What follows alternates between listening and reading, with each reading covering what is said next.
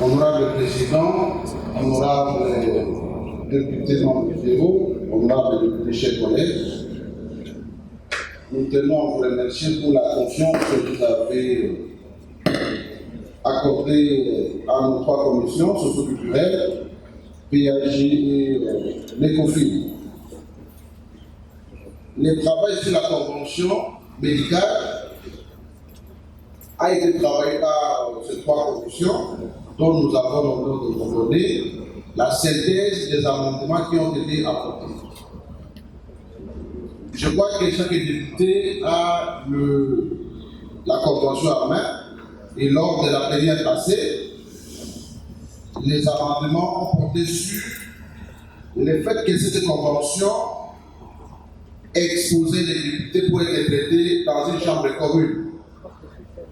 Et on a revisité cette exposition pour dire que les députés ne méritent pas d'être traités en chambre commune. Le député va bénéficier d'un traitement digne de son nom et il va être traité dans une chambre privée pour des raisons d'honorabilité. Deuxièmement, cette convention n'avait pas pris en compte d'autres pathologies, notamment les problèmes d'ophtalmologie.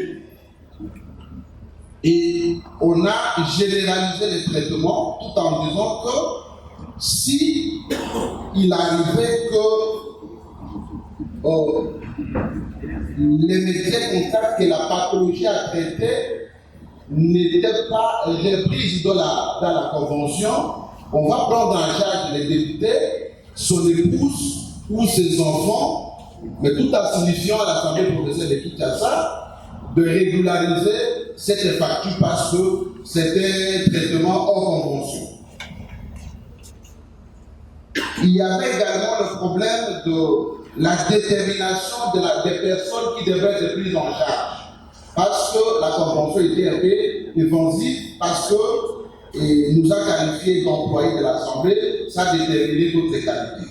Et la commission a réfléchi de déterminer que seront pris en charge les députés provinciaux de la ville de Kinshasa, les enfants biologiques et enfants en charge, ainsi que l'épouse. Ce sont les trois personnes qui doivent bénéficier de la prise en charge médicale, je cite, les députés provinciaux, les enfants biologiques et les enfants pris en charge.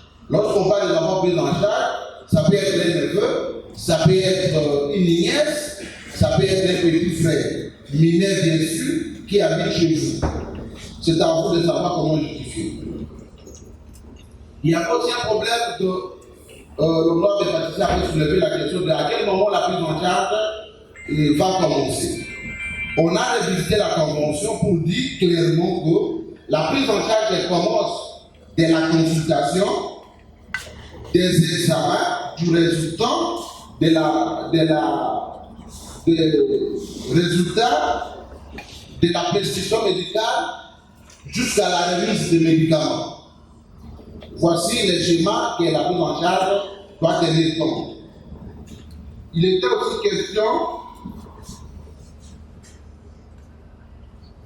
question de déterminer combien de jours les députés doivent être gardés au niveau de l'hôpital. Parce qu'on ne peut pas garder un député malade une année par la convention, ça sera très coûteux. On a estimé que les délais peuvent être revus de 7 jours à 10 jours.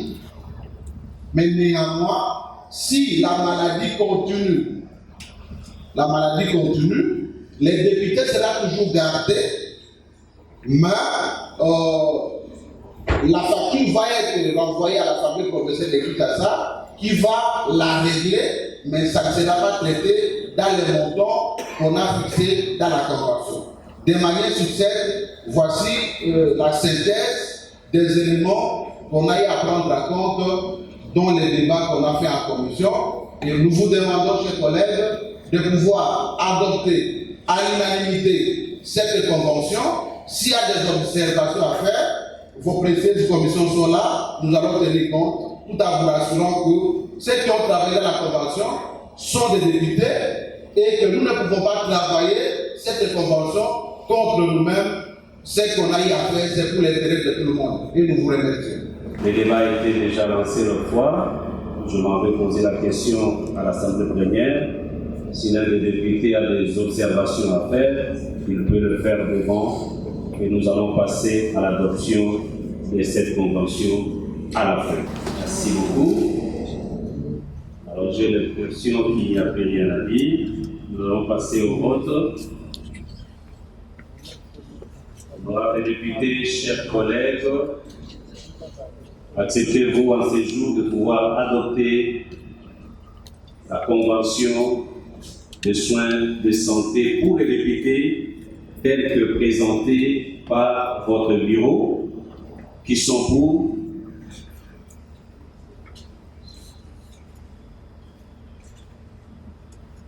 Merci.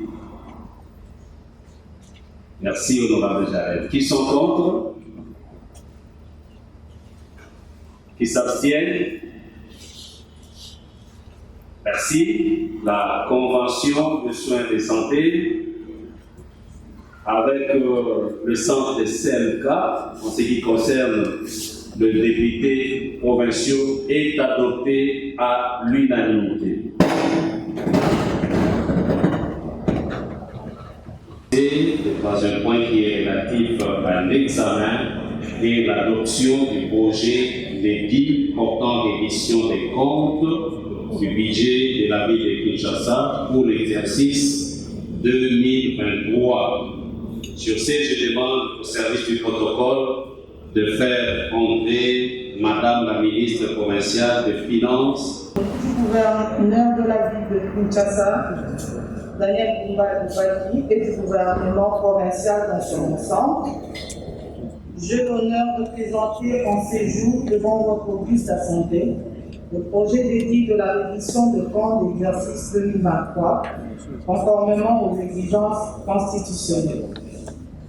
Honorable Président, honorable bureau, honorable député. Avant d'aborder le contenu de cette présentation, je tiens à remercier le représentant de la population quinoise-copudette de votre disponibilité et accompagnement dans le cadre de cet exercice. Je tiens à remercier également la Chambre déconcentrée de la Cour de compte pour des remarques combien pertinentes formulées autour de ce projet d'édit sous examen. Honorable Président, honorable bureau, honorable député. Les projets d'édit soumis à votre examen constatent l'exécution finale de l'édit budgétaire numéro 006/2023 de la ville de Kinshasa, conformément aux articles 141, 142, 143, 180, 185, alinéa 1er, 232 et 233 de la loi numéro 11/011 du 13 juillet 2011 relative aux finances publiques. Il devra par ailleurs d'arrêter le compte et de régler définitivement le budget d'exercice 2023. La présentation de ce projet d'édit est structurée en 3 points, à savoir rappel du contexte d'élaboration et de grandes lignes du budget de l'exercice 2023, contexte et exécution du budget de l'exercice 2023, présentation de grandes lignes de l'exercice du budget de l'exercice, présentation de grandes lignes de l'exécution du budget de l'exercice 2023. Bon, il s'y est de noter d'abord que ce rapport a été fait dans un contexte un peu différent parce que la dame vient à peine d'arriver et que ces projets d'édit avaient été exécutés ou bien ces édits budgétaires avaient été exécutés par une autre personne. Mais en termes de continuité de l'État, elle a été obligée de venir répondre à cet exercice, d'où la rigueur quant à ces n'avait pas été vraiment à la rigueur et avec force, si je peux dire ça, parce que ce n'était pas une chose faite par elle. Et nous allons peut-être être un peu plus rigoureuses en tant qu'assemblée lors de la prochaine, disons, lors du prochain exercice budgétaire. Et il y a des propositions qui ont été formulées et nous sommes sûrs et certains qu'à son tour, elle ira travailler pour ne pas donner un résultat médiocre comme ce fut le cas avec son prédécesseur.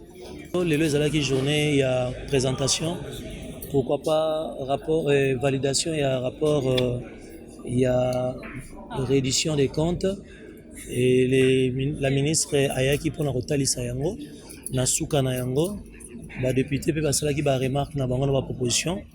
Touti koloba wa ke moyen tous à la plus rigoureuse du colonne ezalaki en tant qu'assemblée parce que ezalaki budget ou ezalaki exécuté par IET. Alors to sali ka ba proposition pour que pesa yep mayele ke na budget ou bango ba robanda ko exécuter bientôt à ça le même comportement té auto déploré na prédécesseur na ye. Nous osons croire qu'en tant qu'assemblée provinciale akoyeba ko salela yango sinon te tokozana simana ye pour na ko sanctionner les cas échéants.